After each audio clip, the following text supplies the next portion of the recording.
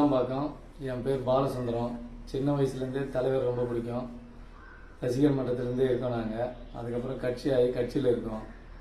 அதுக்கிடையில் பார்த்தீங்கன்னா இப்போ தலைவர் இறந்துட்டார். தலைவர் இருந்ததுனால எங்களுக்கு ரொம்ப கஷ்டமாயிடுச்சு. நாங்கள் புதுசாக வீடு கட்டிகிட்டு இருந்தோம். அந்த வீட்டில் நினைவாக